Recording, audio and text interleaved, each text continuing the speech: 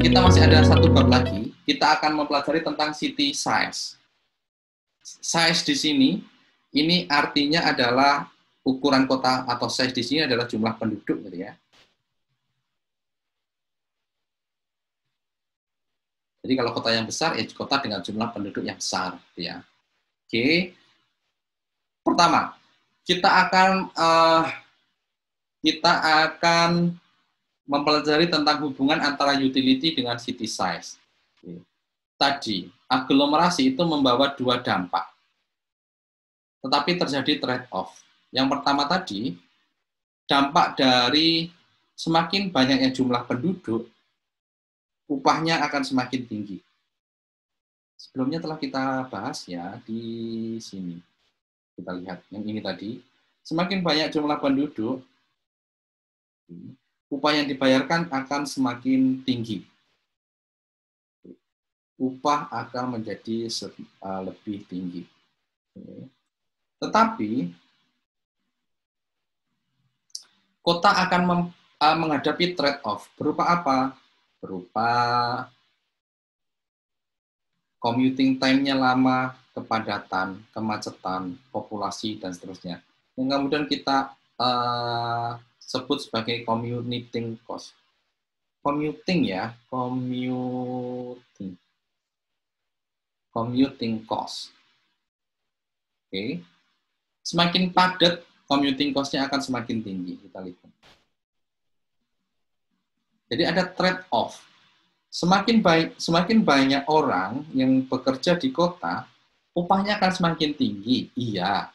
Tetapi ada biaya-biaya lain yang semakin tinggi juga, yang commuting cost tadi. Kemacetan, polusi, kepadatan, commuting time, dan yang lain-lain. Upah yang tinggi ini adalah upah per jam, dan biasanya orang bekerja 8 jam per hari, gitu ya. Jadi ini adalah labor-nya mereka, 64, 80, 18. Oke. Income-nya di satu sisi semakin banyak jumlah penduduk akan semakin tinggi, tetapi commuting cost-nya juga semakin tinggi. Selisih di antara kedua hal ini yang kita sebut sebagai utility, gitu ya. Utility-nya seperti ini.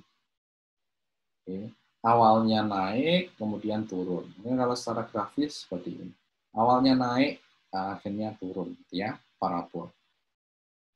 Nah, inilah grafisnya. Saat penduduknya 1, utility-nya 59, satunya di sini dalam jutaan, gitu ya, penduduk suatu kota, gitu ya. Saat utility-nya, saat jumlah penduduknya 2 juta, utility-nya 70. Saat penduduknya 4 juta, utility-nya 66, dan seterusnya. Hingga inilah grafis yang menggambarkan utility terhadap jumlah pekerja. Oke. Dari titik ke S ke M, ini sebenarnya menggambarkan gitu ya, titik S ke M. Dari S ke M ini sebenarnya menggambarkan bahwa dampak positif dari semakin banyaknya jumlah penduduk yang menyebabkan total income-nya naik itu lebih besar daripada dampak commuting cost-nya. Tetapi setelah itu, dampak dari commuting cost-nya itu semakin terasa, ya, yang menyebabkan utility-nya semakin turun. Oke, itu penjelasannya. Nah, di dalam ekonomi perkotaan, di dalam urban economics, kesimpulan kita di sini dari grafis tadi di sini ya, ini ya adalah jumlah penduduk yang optimum sebenarnya. Karena apa? Karena utility-nya maksimal. Jadi jumlah penduduknya adalah 2 juta per kota, itu 2 juta. Sehingga utility-nya tadi adalah maksimal, ya. Di dalam urban economics itu ada terminologi yang kita sebut sebagai yang berbunyi seperti ini. Jadi cities, kota itu maybe too large, but not too small. Artinya suatu kota itu mungkin suatu daerah dengan beberapa kota itu mungkin kotanya terlalu besar. namun tidak mungkin kota itu terlalu kecil. Besar di sini artinya jumlah penduduk gitu ya. Oke. Jadi mungkin jumlah penduduknya itu terlalu besar, tetapi tidak mungkin jumlah penduduknya itu terlalu kecil. Oke, untuk ini bagaimana untuk menggambarkan konsep dalam urban economics itu seperti ini. Misalnya ada 6 juta penduduk di suatu wilayah, ya. Opsinya misalnya ada 6 kota, 3 kota, atau 2 kota. Intinya jumlah penduduknya adalah 6 juta. Oke. Opsinya adalah bisa 6 kota, 3 kota, atau 2 kota. Oke.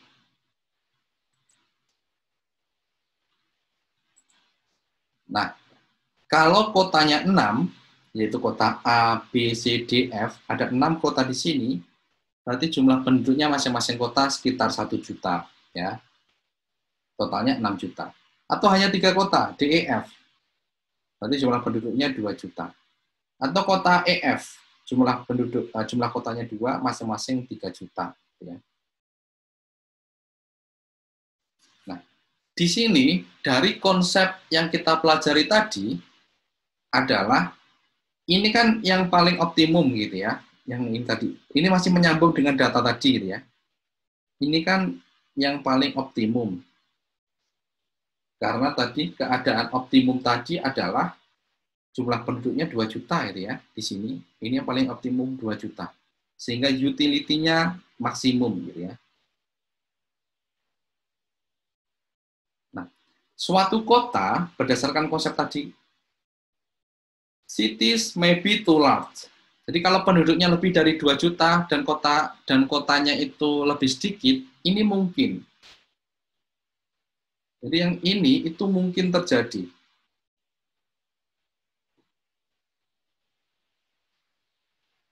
Tapi kalau kota yang seperti ini, ada 6 kota dengan penduduk yang 1 juta ini tidak mungkin terjadi.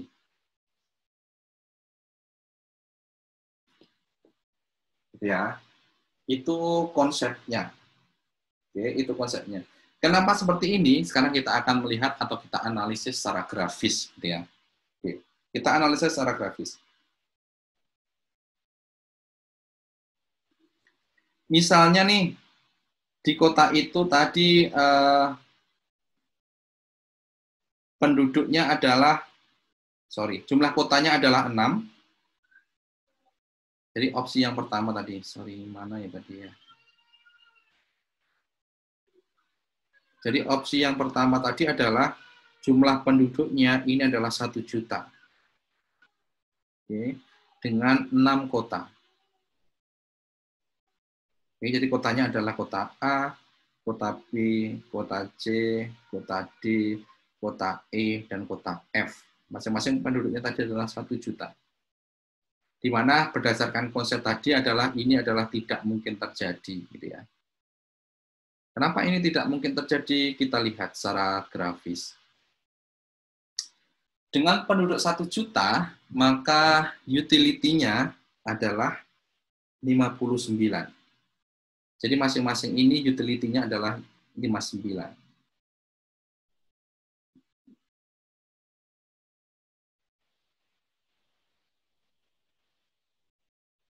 Misalnya ada suatu penduduk di kota A, dia berpikiran kritis gitu ya. Dia berpikiran kritis. Kayaknya, ini suatu penduduk di kota A ya. Kayaknya kalau aku pindah ke F, maka aku akan memperoleh utility yang lebih besar. Nah, pemikiran dari penduduk ini benar atau enggak? Benar, Pak. Benar ya. Karena apa? Oke, saat ini dia memperoleh utility 59. Tetapi kalau dia pindah ke F, penduduk F sekarang adalah 1 juta ditambah 1 orang, gitu ya. Kalau secara grafis, ini utility-nya lebih sedikit dari 59, tapi tetap aja dia akan memperoleh utility yang lebih besar. Maka orang-orang di A yang berpikiran seperti ini akan pindah ke F. atau ke kota lain lah gitu ya untuk memperoleh utility yang besar. Akibatnya apa? Akibatnya A ini tidak ada gitu ya. Akan berpindah ke F karena nanti utility-nya akan semakin besar. Orang ke B akan berpindah ke E. Orang ke C akan berpindah ke D dan seterusnya gitu ya. Jadi konsep 6 kota dengan penduduk 1 juta itu tidak mungkin terjadi. Itu yang awalnya kita sebut tadi, ya, bahwa suatu kota itu tidak mungkin too small. Nah, bagaimana suatu kota yang too large? Misalnya saat ini ada 2 kota, kota E dan kota F, berarti masing-masing penduduknya adalah 3 juta, berarti saat ini utility-nya adalah 68, utility-nya adalah 68. Mungkin enggak kemudian ada penduduk lagi nih di kota E. Dia berpikir lagi, kayaknya saya kalau pindah ke F, saya akan memperoleh utility yang lebih besar. Benar nggak pemikiran dari orang ini? Tidak, Pak. Enggak, Pak. Salah ya. Karena apa? Kalau dia pindah ke F, maka penduduk F adalah 3 juta ditambah 1 orang gitu ya. Intinya lebih rendah daripada L ini. Jadi dia tidak akan pindah. Sehingga keseimbangan yang terjadi, sehingga kondisi ini sudah seimbang. Tidak ada perubahan penduduk lagi gitu ya. Jadi too large ini mungkin saja terjadi gitu ya. Mungkin saja terjadi. Berbeda dengan keadaan too small tadi. Oke, paham ya sampai sini ya? Paham, Pak. Paham, Pak. Next, kita masih ada 11 menit. Oke, masih ada 6 slide. Oke lah. Ini adalah suatu kota, bisa bentuk kotanya adalah, nanti kalian baca sendiri, ini hanya cerita aja. Specialized dan ada yang diverse. Specialized ini adalah kota dengan industri yang relatif sama, sehingga specialized ini adalah localization economic. Ekonomis. Kalau diversity ini adalah urbanization ekonomis. Ini hanya pendapat saja gitu ya. Ini hanya pendapat saja bahwa kalau suatu kota itu, kalau suatu perusahaan itu relatif baru, maka sebaiknya dia berada di urbanization ekonomis dulu untuk memperoleh atau menyerap ide-ide atau inovasi baru ke localization ekonomis. Nanti kalian baca sendiri, detailnya bisa dicari di buku. Oke. Kemudian kita akan mempelajari tentang difference in city size. Difference in city size ini bisa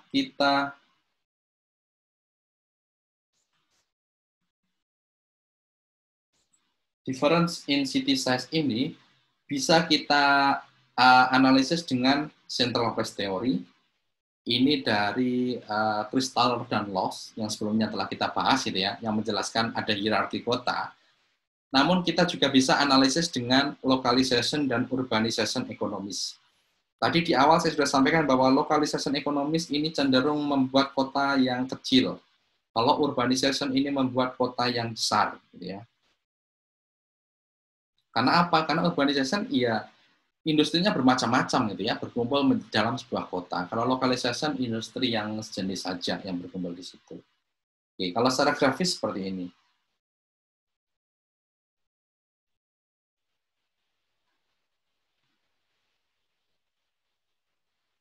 Oke, kalau secara grafis seperti ini. Oke, misalnya ada di dalam suatu kota itu ada 10 juta penduduk. Jadi dalam sebuah kota ada 10 juta penduduk, kemudian ada 3 jenis kota, gitu ya. Ada small localization, ada large localization, dan ada large urbanization. Ini grafis ini menunjukkan bahwa kalau urbanization ini jumlah penduduknya relatif lebih besar, gitu ya. Kalau small ya semacam ini, kalau large juga semacam ini, gitu ya. Small localization, large localization. Kalau large urbanization semakin banyak. Nah, Kalau penduduknya 10 juta, maka dia akan terdistribusi ke kota ini sedemikian rupa sehingga syaratnya adalah yang pertama adalah utility-nya sama. Jadi ada 3 kota, small localization, large localization, dan yang terakhir adalah large urbanization. Oke, bentar ya. Sorry. Ditaruh di keranjang aja ya, Pak ya.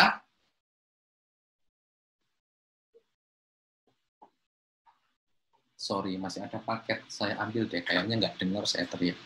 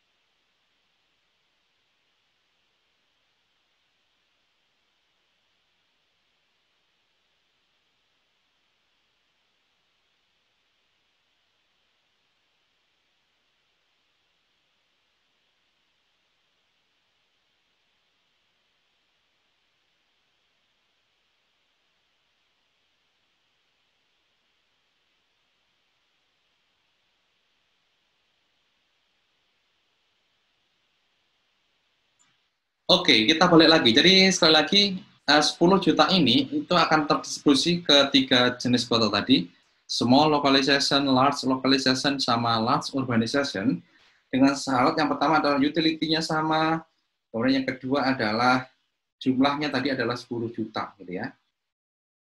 Jadi kalau utility-nya sama, berarti kita menarik garis.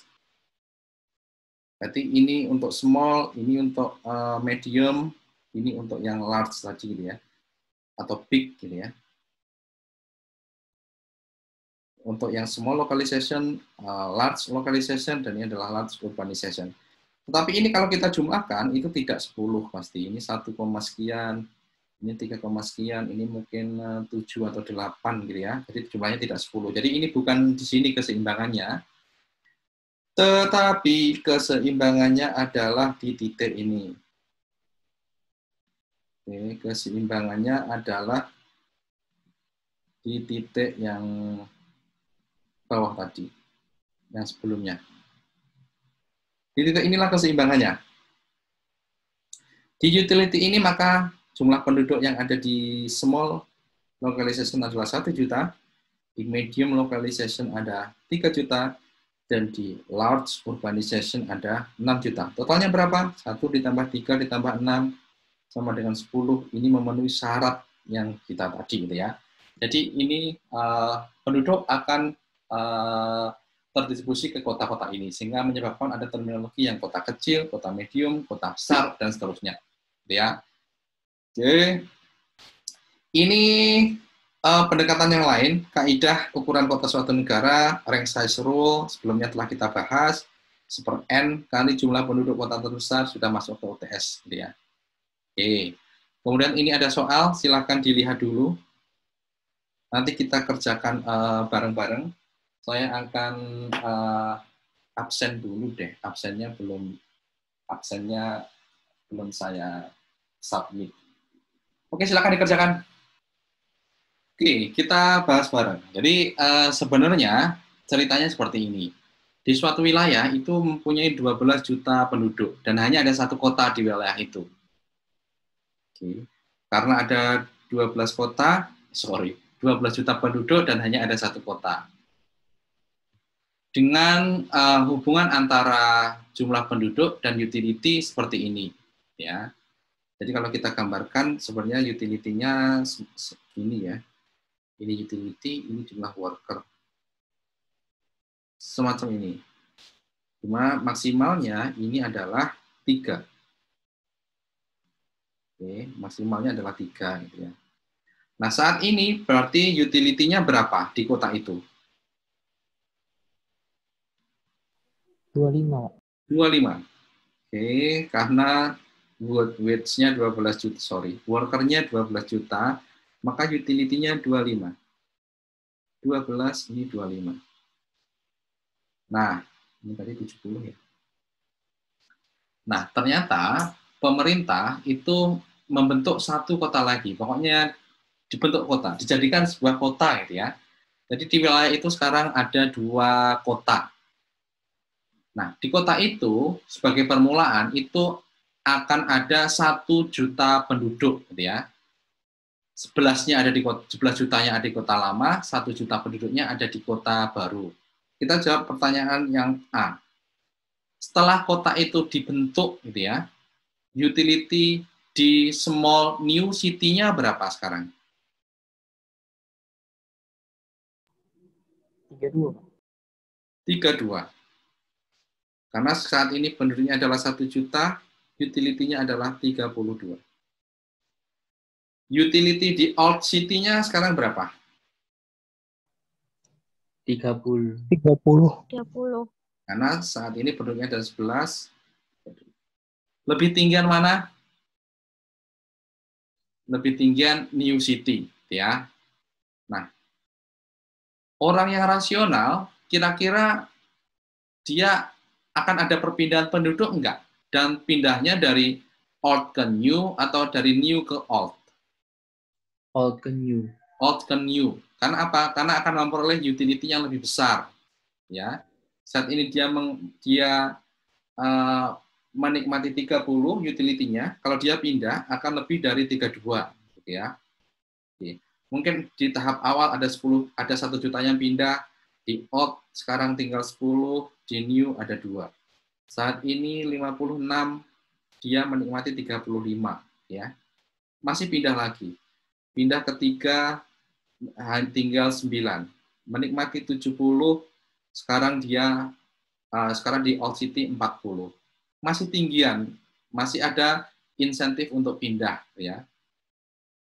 Menjadi 4 juta di new city, old city tinggal 8 juta, new city utility-nya 65, old city utility-nya 45. Masih pindah.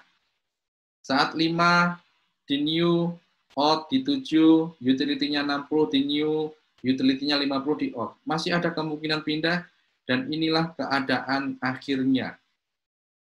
Keseimbangan akhirnya di titik ini gitu ya, di mana masing-masing kota akan mempunyai utility sebesar 55 dengan jumlah penduduk 6 juta. Jadi di jawaban C ini, di dalam long run, workforce di new city-nya adalah 6, dengan utility-nya adalah 55, dan workforce di old city-nya adalah 6, dengan utility-nya adalah 55.